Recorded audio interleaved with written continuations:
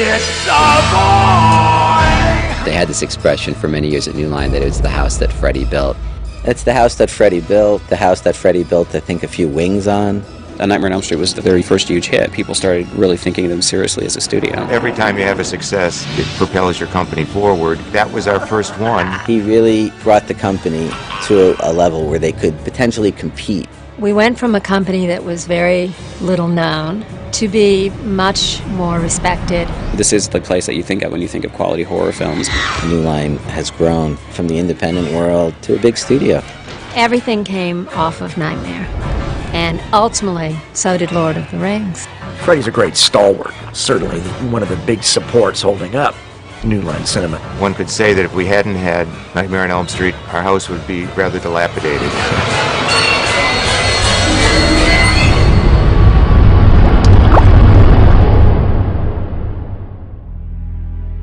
New Line Cinema was a couple of guys. It was Bob Shea and Sarah Risher. There was no New Line Cinema the way we know it today, where it's a huge organization. What I learned at New Line is you do everything yourself because you can't afford to hire a lot of people to do things. Their basic business was selling Reefer Madness, a couple other small films. If they sound weird, we probably distributed them. We distributed films like Creepers, Mountain of the Cannibal Gods. My particular interest in horror films was that they were inexpensive to make or acquire and fairly reliable in terms of being able to sell. I was drawn to it just by virtue of our position in the industry, which was pretty low on the totem pole. Then Bob wanted to get into making movies, and the first film we made was called Alone in the Dark. Jack Palance wouldn't come out of his trailer the first day, and we said, why? He said, because he didn't want to do any night work. It is called Alone in the Dark, Jack. Jack Palance also announced that he was against violence and so didn't want to do any killing. So all he got to do was to menace everybody, and the other two guys did all the killing. It did satisfy an audience and find its audience, and that's the best part about being in the movie business. The first film that we released that really had the kind of success that we were hoping for was Nightmare on Elm Street. When I first saw Freddy, I was just scared to death. Burnt flesh and the blood with razor blades on the fingertips. It was wonderful to be around the birth of what became a really big hit. $4 million made over the weekend. Like, that was like a huge amount of money. It was the must-see movie for the dorm guys and the slackers, and then it just grew and grew and grew. The video cassette came out, then everyone started to see it. It's just a dream, this isn't real! It had taken on this life. Of course, after we saw it, we go, sequel. He's such a good character, they're probably going to bring him back. Come to Freddy. We sold it well internationally, and our distribution people at that time said, listen, this is a perfect movie to do a sequel with. And I said, okay, then let's get going and try to make a sequel. Bob did call me for Nightmare 2 and sent me the script, and I just really felt the script was inferior. There's absolutely nothing, nothing wrong with this house. I heard that they had created a script and didn't have my character in it. I'm scared. Jesse, who is doing this to you? Fred Krueger! Nightmare 2 had a problem because the concept was that Freddy was going to come into the real world and then terrorize people. And nobody really liked that. They liked Freddy in the dream world. Seeing him at a pool party just hacking up kids. You are all my children now. I think the second one was a bit of a warning to Bob that he needed to put more into it and kind of honor the films. Made more money than the first. That's the way the world goes. So, of course, we realized we had to start Nightmare 3. It's all over. With The Nightmare on Elm Street 3, I think that they really got the story back on track. The way Elm Street 3 began, he had written the script and then he wasn't particularly involved. Wes had done some great surreal imagery, but I thought we could actually enter the dreamscapes. Are you ready? In my case, having kids find their own dream powers. Demon, be gone! That's when they really started delving into Freddy taking each of these kids, some weakness that they had. Let's get hard. Really exploiting it, making it more personal. What a rush. Nightmare 3 was received very well. I was delighted. Grosses in the box office were more than the first two put together, and it really became a bigger franchise after 3. Oh my God. It's what every studio dreams of, is to have a franchise. Perhaps if there was more of me to spread around. And here we made a movie that had no intention of being one and then ended up going for 15, 20 years.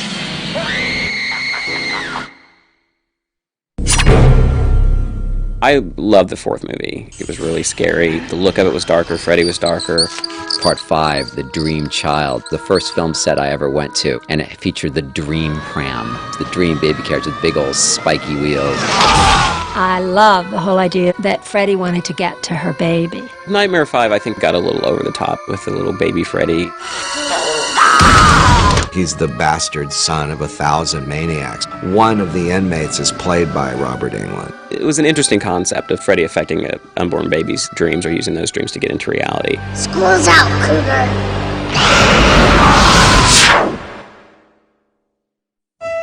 Whenever you're the first in a line of successive projects, I felt very protective of the whole thing, you know, kind of like the mother hen. I didn't want them to make a bad one, that's for sure. We didn't have much else. You had to just find something, or otherwise we'd just be living from hand to mouth as distributors. It was all we had on our shelf, so we had to keep reusing it. The idea of, well, let's just kill him, like for good and for real, that had a lot of resonance. Time to die, you scar-faced limp dick! And what we ended up doing is hiring multiple people to try to come up with different takes. Oh, I'm one of your little friends. Maybe they could help. I brought up the idea of Peter Jackson, whom I knew from his early splatter films, and he did come up with a take. The title of it was called The Dream Lover, but at that point the script that Rachel Talalay was supervising was in, and also was really strong and had this Freddy's Dead concept and the idea that it was going to be in 3D at the end. I still remember the first test we had for VHS, and they gave us the glasses and they said, okay, here's the test, and they showed us this footage. And when the test was over, we looked at each other and went, I didn't see anything. The technology just wasn't right there yet for the VHS side. Welcome to Freddy 101. What you have is the first film, which is unique and a groundbreaker.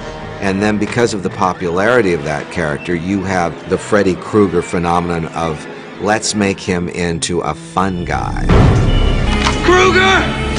Well, it ain't Dr. Seuss. Wes gets a little ticked off by where we went in the series with the humor. No screaming while the bus is in motion! But Freddy's funny in the first one. He takes the face off of Tina and puts it on himself.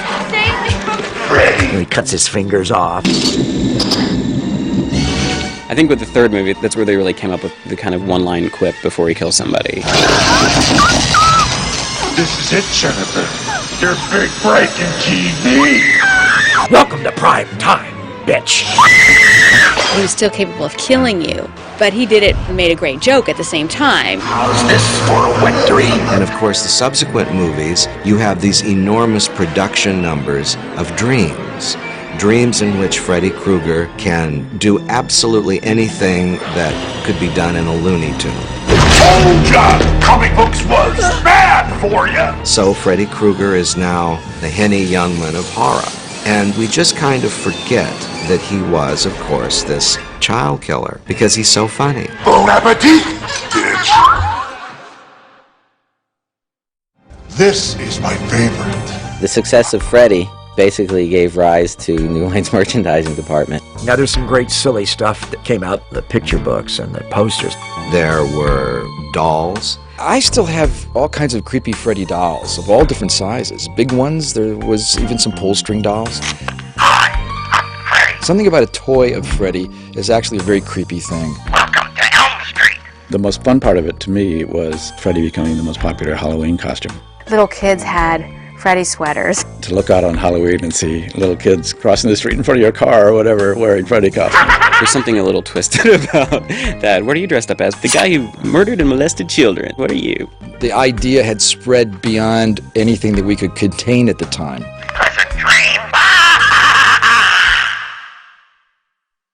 Well, there was a long period where I felt that this thing was making incredible amounts of money, and I wasn't participating in any way of any significance at all, and it was kind of painful. And then something very interesting happened. Bob Shea actually called me up and said, you know, I've heard things, I've read things, and why don't you come in and we'll talk? I went in and he said, first of all, I want to hear all your complaints. If I offended you, if I did anything, let me know. So I had a very frank kind of airing. And to his credit, he says, we'll make those things right. And he gave me a significant retroactive participation. I thought, it's pretty incredible. I can't think of another studio that would have done that. And then he said, the other thing is, we killed Freddie off in the last one, and we said he was absolutely dead. Happy Father's Day. We just feel around here that we could maybe bring Freddie back one more time, but we don't know how to do it. I decided to have lunch with everybody, and I had Robert, Heather, people I hadn't seen in years. And everybody talked about how the film had changed their life. Heather had, for instance, been stalked. Leave us alone, you son of a bitch! And I was telling him like how it was just making me crazy and I was scared all the time. He started again. And he's putting stuff in my mail again. And so then like 2 weeks later on my doorstep is this script that's like everything that I had told him in the context of Freddy Krueger. Miss me. It was a serious movie. Freddy had a new look, touched on a lot of the cool scenes from the original movie. Look at number 1, and then you look at number 7, and then you get a sense of what Wes Craven wanted to do.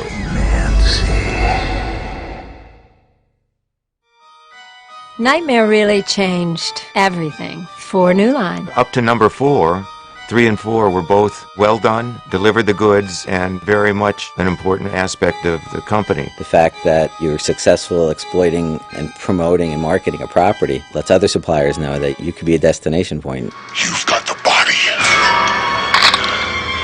I've got the brain. We used the success of Nightmare on Elm Street as a calling card to investment bankers to have our own initial public offering. With the additional financing that we had, we were able to increase our bank line and do a lot of other things so that we weren't only beholden to a Nightmare on Elm Street. Bob was able to put together a deal with RCA Columbia Home Video, and they did an output deal with us for 10 pictures, and the first 2 were going to be Critters. Critters, New Line's answer to the Gremlins.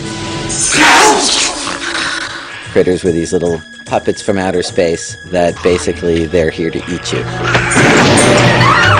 They actually look like porcupines, and they shoot these killer spikes out at you. It spawned a theatrical sequel, Critters 2, and then 2 more direct-to-videos. And we are looking to resurrect the Critters brand. The Mangler, the killer washing machine. Really gruesome. Not that they showed you so much, but it was definitely a gut test. So of course, I'm like, oh, I think this movie's making me sick. We have to buy it. Man's Best Friend. That was a dog who had gotten injured, and they put all these parts in. It was like Terminator dog. The Hidden was a really intelligent sci-fi movie. The story was good, the action was great. Hidden alien-type creature. We're talking spacemen here. Where it would look for its host and would turn into that host. It really wasn't just a shock movie. It was like a thinking person's horror sci-fi movie.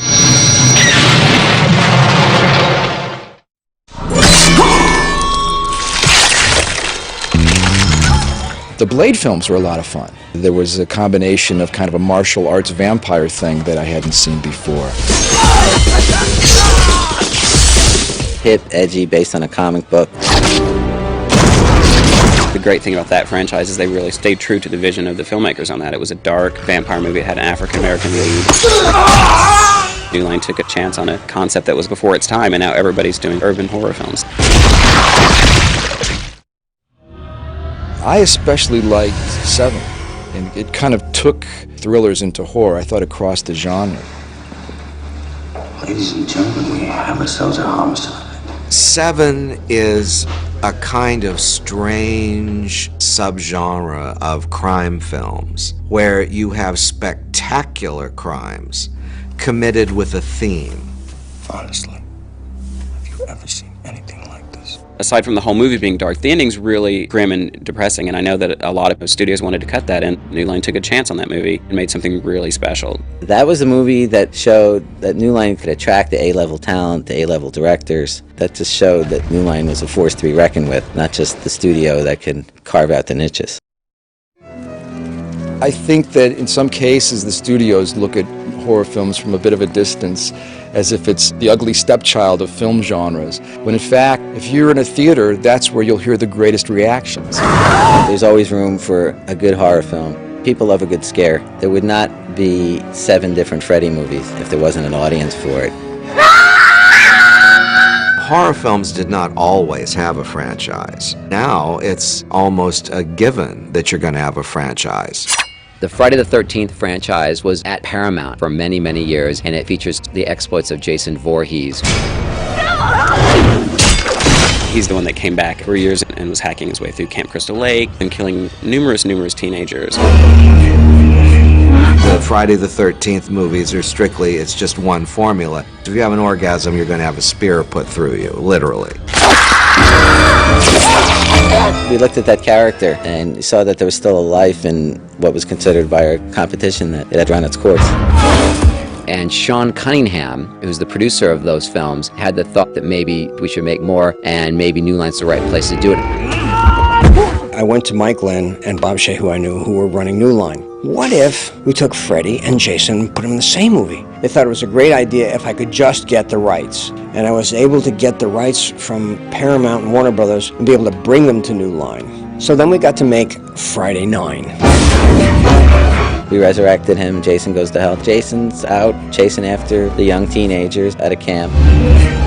Jason does go to hell at the end of the movie. Up comes Freddy's glove. Which was in anticipation of what we hoped was going to be the Freddy Jason heavyweight prize fight. And we were not able to convince people in New Line that we had broken the back of the script. Once again, I'm saying, well, we're going to have to keep it alive somehow. What if we did Jason in space? Critters went to outer space. Hellraiser went to outer space. Now Jason goes to outer space. Everybody would say, Freddy versus Jason, that's great, I want to see it. But then you read a script and you say, that's not very good. The rules are inherently incompatible. Freddy is the dream world, and how does he access people? Do they need to be asleep? Is he asleep? So how do you get Jason into dream world or Freddy into the real world? New Line really wanted to find the right story because you don't want to jump the shark on this movie because you could destroy both franchises. We developed Freddy vs. Jason for 10 years before we finally got a script that we liked enough to make, and when we made it, it actually was a great success. People were just so curious to see these two pop icons trying to duke it out in some sort of a world heavyweight horror match. It was worth waiting for because, Ronnie, you got it right. For the film to do over $80 million in the box office was just fantastic. I think it really surprised everybody. Also goes to show you that the horror fan base is very loyal, and they love both of these characters.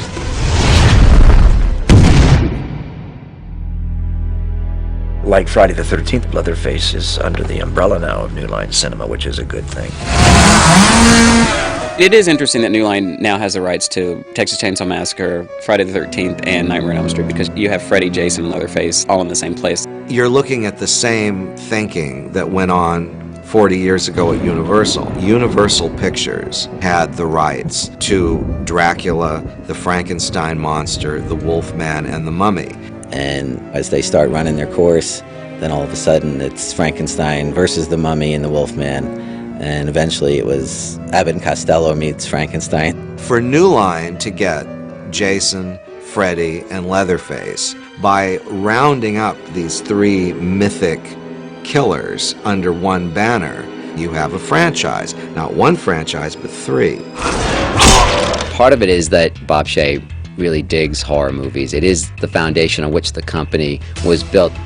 You don't want to miss the bus. We have a horror idea. Our head of production, to his credit, will go, talk to Bob. There are certain reliable genres in movie entertainment that have been pretty solid citizens and reliable in terms of creating a profit for the investment.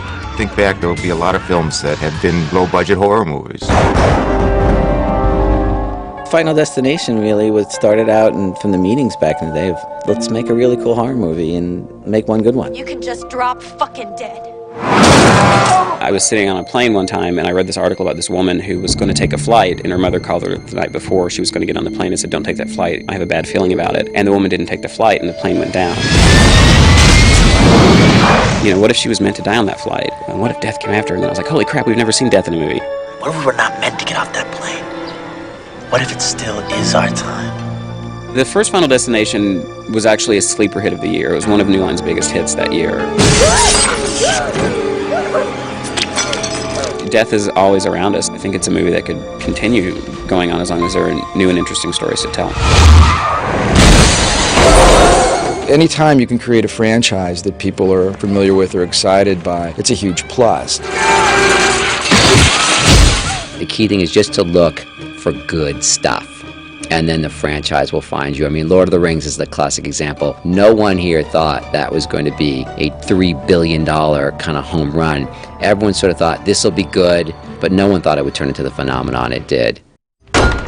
New Line Cinema is a studio that takes chances, and these chances, you know, more often than not pay off, and when they do pay off, you get really good films. One of the great beauties of New Line is to pick stories that have at their core something that appeals to an avid, motivated audience of filmgoers. Leatherface, Freddy, Jason, Pinhead, Michael Myers. Not our characters, yet the future's pretty exciting. I don't know if we'd see a Freddy versus Leatherface versus Jason versus Death. It's really hard to predict where horror is going to be in the future, but I'm sure New Line will actually be there making the good stuff.